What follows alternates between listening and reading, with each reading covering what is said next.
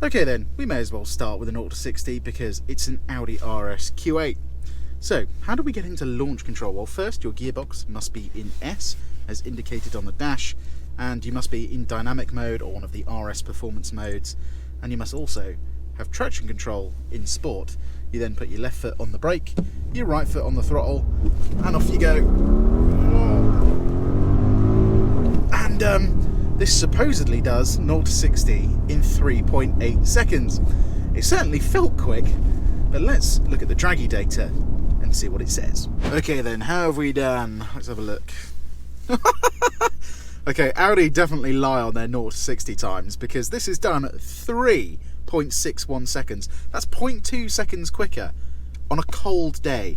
Audi Quattro is on another level when it comes to grip. That launch was insane.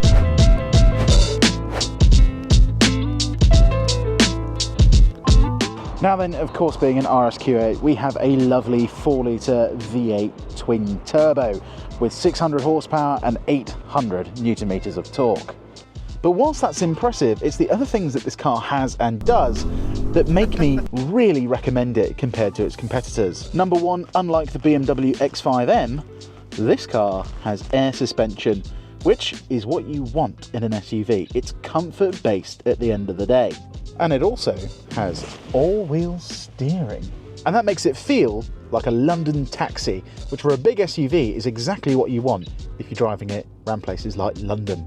Then there's the interior. It's not overly shouty, it's not super badgy, and the seats are not too sporty. Again, it's an SUV. You don't necessarily need the sportiest of seats, do you?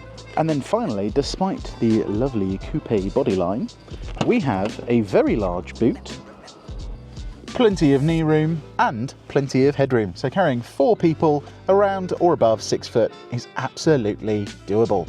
But it's how this Audi drives that really sets it apart from the competition. Let's get on the road and I'll explain why. So obviously, being an RS car, the first thing you do would be press the RS button. Straight into performance, we get a lovely fruity dash, and I'm just going to put my foot down.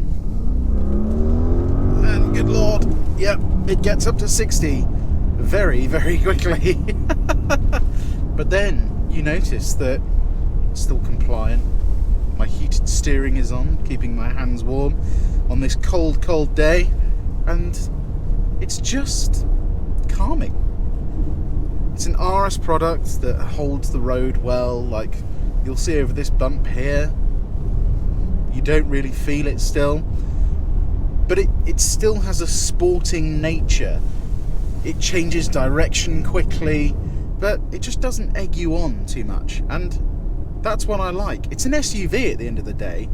You shouldn't have to have compromise in terms of comfort, because at the end of the day you want a comfortable car that just happens to be able to do this. So ridiculously fast. And the amount of effort I have to put in to go down roads at a silly speed in this thing is like nigh on nothing. It is just such an easy car to go fast in. It's the car I want to get up at 5 in the morning, do the commute to work, and on the way home, you know, whack it in RS mode, and I can have a little bit of fun. But then, you know, during the commute, I'm going to leave this thing in comfort mode. The steering's going to be nice and light. I know that if I get into a small space, I can rely on the all-wheel steering to get me around tighter corners. And if I want to relax, I'm not kind of always reminded that this is an RS product or a sporty SUV. It's only when I press this button down here that I get proper performance.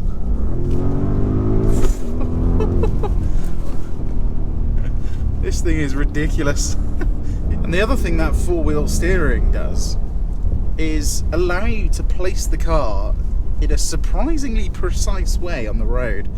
So Audis are very good initially just because they're kind of squarish in shape, so you know where the corners are.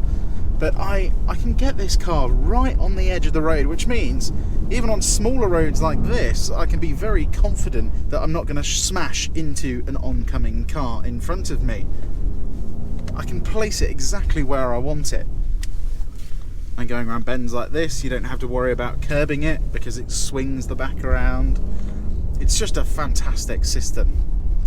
And cars like the BMW X5M don't have that. Obviously, the one main benefit of all-wheel steering is manoeuvrability. So you can get into small car parks like this, not hit the Porsche on the way in, and see where that Fiesta is coming out. We can nab that. We can have that space.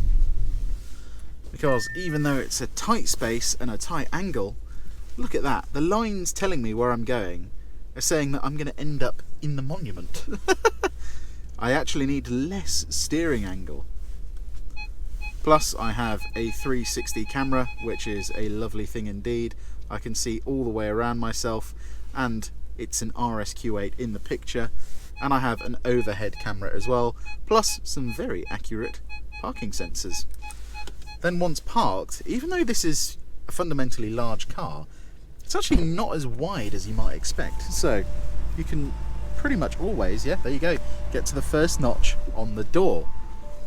So for around town, this is actually a practical car. Tell that to your partner.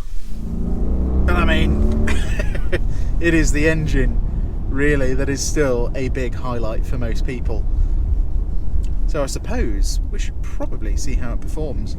We know it's fast 0 to 60, it's got quattro, but what about on the 30 to 70 time? Let's find out.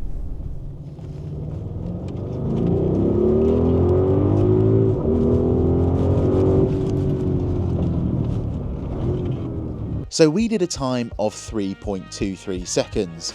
Now, whilst that might not be as fast as a Tesla Model 3 Performance, remember this is an over 2-ton SUV.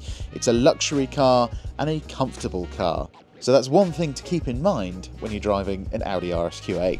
And the other thing I love about this car is that it's understated, even though it can do silly speeds around corners and it has a lovely tone to the engine. When it's in comfort mode, it's quiet, it's comfortable, and no one really notices it that much. Apart from the fact this thing has very fistable oval tailpipes, you don't really notice a difference compared with a regular Q8. It just looks nice. And it fits in wherever it goes. I could take this to a car meet and you would have a lot of yobbos drooling over it. But I can also take this to Salon Privé and no one would bat an eyelid. But it's not all good though. There is one thing in particular that Audis always struggle with, and that is their gearbox mapping. For some reason, even this Audi RSQ8 hasn't dodged the bullet. When you tickle the throttle, it just takes ages to change down. And I don't know why they do that. Even at full throttle, it just takes a while. But once you are moving, even in comfort mode, you can chuck this thing round corners at speeds you didn't think were possible for an SUV to achieve. But then you whack it in RS mode and everything is tighter, more precise. The wheels just never seem to leave the ground, and then you turn the traction control off and it's just amazing. I actually prefer the way this drives over something like a BMW X5M because it kind of feels like a big car rather than an SUV. But what do I mean by that? Well, it doesn't feel like you're sitting on something. Even though you sit lower in the BMW, this feels slightly more composed in the corners, which is weird. You know, I'm saying that about an Audi, not a BMW. And you can leave it in RS1 mode in the stiffest possible setting with the traction off. It's still comfortable. I've still got cooled and heated seats. It really is the king of everything. I suppose the only real downside is the cost to your bank account when it comes to fuel. But if you've got enough money to buy one of these things, are you really going to care? In terms of MPG though, this thing's doing 19 miles per gallon on the long-term cycle. So that's basically motorway, B-road driving and a bit through town. To be honest, that's not bad for a car with this much power and this much weight. So in conclusion, why do I think this is the only fast SUV you should buy? Well, number one, a Lamborghini Urus is more stiffer sprung than this, which to be honest you don't really want. You get that pogoing effect going down the road, which is just stupid in an SUV. No one wants that. It makes your passengers feel sick. Number two, it just does the comfort side of things better than pretty much any other SUV out there. I mean, the only other SUVs that are going to do it better than this are the Bentley Bentayga, on which, you know, that car's based on the same platform, and the Rolls-Royce Cullinan, of which is much more expensive than this. This actually gives you quite a lot of value for money, even though it's well over £100,000. Obviously used, you can pick one up for about 85 grand, which is a basically new one, which is exactly what I would do. Anyway, as always, I hope you enjoyed this review. If you did, give it a like, and why not subscribe, as not only can you see more content like this, you can see everything we have for sale. My name has, as always, been Tom, and you have been watching Paragon Cars. I'll see you on the next one. Cheers.